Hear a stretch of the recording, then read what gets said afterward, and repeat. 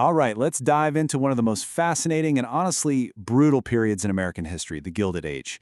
We're talking about the years between 1865 and 1890, when this one single, really radical economic idea, laissez-faire, was basically put to the ultimate test. The promise? Unlimited opportunity for everyone. But, as we're about to find out, the reality? Well, it was a whole lot messier. Okay, just listen to this. A drunkard in the gutter is just where he ought to be. I mean, wow! What kind of thinking leads a respected Yale professor to say something so cold? That single quote, as shocking as it is, really gets to the heart of the brutal logic that drove the Gilded Age. And to really get it, we've got to unpack the powerful ideas that were swirling around America right after the Civil War. So this way of thinking gave birth to what we can call the Gilded Promise. This was an era of just incredible ambition, and it was all fueled by this one big idea. If the government would just get out of the way, anyone could make it big. You gotta admit, that's a pretty powerful dream, right? And at the very center of that dream was this concept, laissez-faire. It's French for let it be. And the idea is super simple. Government, keep your hands off the economy. And you have to imagine, for a country that was just bursting with resources and energy after the Civil War, this idea of a total free-for-all, it was incredibly appealing. It was the promise of pure, unfiltered competition. But laissez-faire wasn't just some dry economic theory, you know?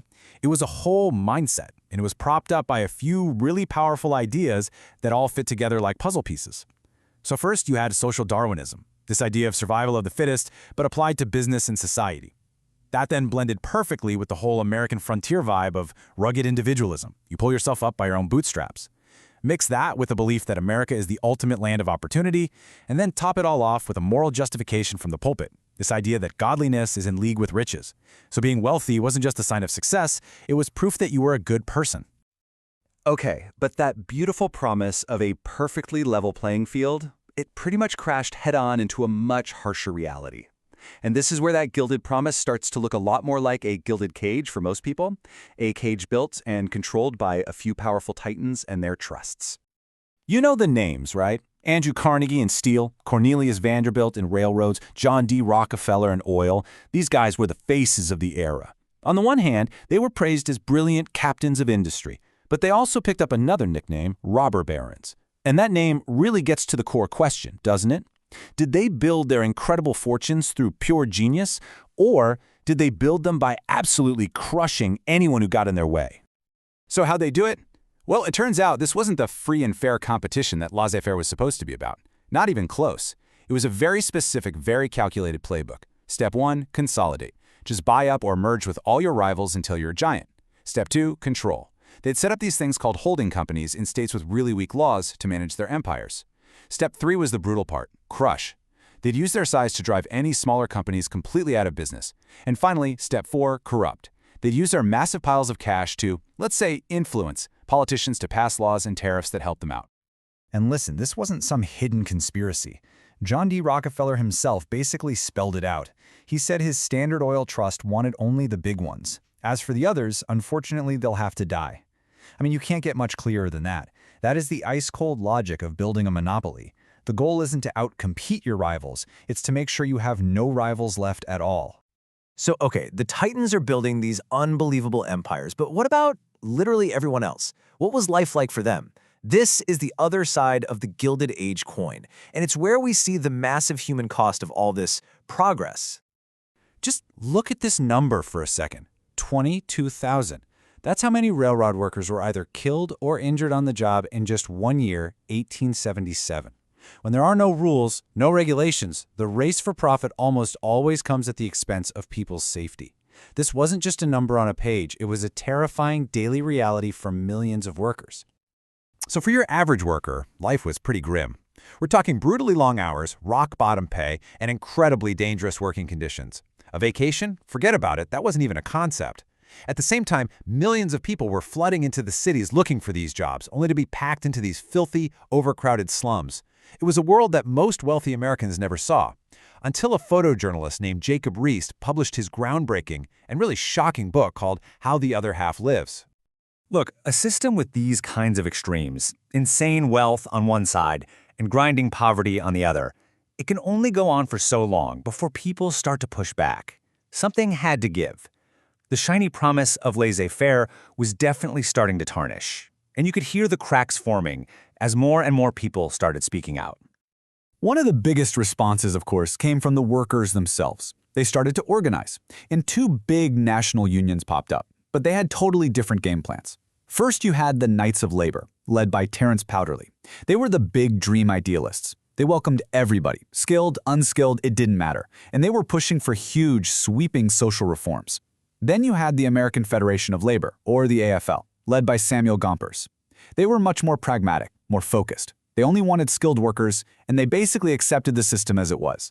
Their goal was simple: fight for the bread and butter issues, like better pay and safer conditions, right here and now. And it wasn't just the workers in factories who were fighting back. Oh no, out on the farms, you had the Granger movement, where nearly 1 million farmers organized to fight the crazy high prices the railroad monopolies were charging them. You had intellectuals like Henry George, whose book Progress and Poverty became a massive bestseller by questioning the whole system. Even culture was pushing back. It was the novelist Mark Twain who sarcastically called this period the Gilded Age in the first place. And you had political cartoonists like Thomas Nast, whose drawings in popular magazines just mercilessly skewered the corrupt politicians and the robber barons. All of this anger wasn't just simmering under the surface. It was boiling over into actual open conflict. I mean, look at this timeline of unrest. In 1877, you have the Great Railroad Strike, which basically paralyzes the entire country. A few years later, in 82, economic fears about jobs lead to the racist Chinese Exclusion Act. Then in 1886, the Haymarket riot in Chicago turns violent, and a lot of public opinion sours on labor movements. It was just one thing after another, and the pressure kept building and building until by 1890, the government realized it couldn't ignore it anymore. It had to do something. So, all that public pressure finally forced the government's hand, and we start to see the first, very tentative steps toward regulating the economy. It was a really reluctant shift away from that pure, hands-off, laissez-faire idea. The big piece of legislation that came out of this was the Sherman Antitrust Act of 1890. Now, on paper, its goal was clear: go after the big trusts and monopolies that were killing competition. But here's the thing: the reality was completely different from the intent. For one, the government was pretty weak when it came to actually enforcing it against big companies. And then, in this just wild, ironic twist, one of the first times the law was used effectively, it was used to break a labor strike. Why? Because the law vaguely outlawed conspiracies in restraint of trade, and conservative judges decided, hey, a union on strike sounds like a conspiracy in restraint of trade.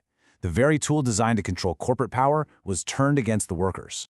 And right around this same time, something else huge was happening. In 1890, the U.S. Census Bureau made a historic announcement. The American frontier was officially closed. Now, for generations, the West had been seen as this kind of safety valve. The thinking was, if life got too tough in the cities, if you couldn't find a job, you could always pack up and go west to start fresh. But now, that safety valve was gone. The country was basically full. And that meant there was no escape.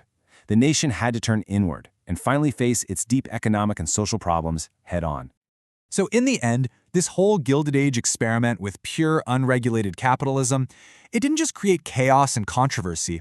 It basically forged the central conflict that has defined American economic life ever since. It left us with this fundamental and honestly still unanswered question. What's the right balance? How much should the government get involved in the market to make sure we have both freedom and fairness?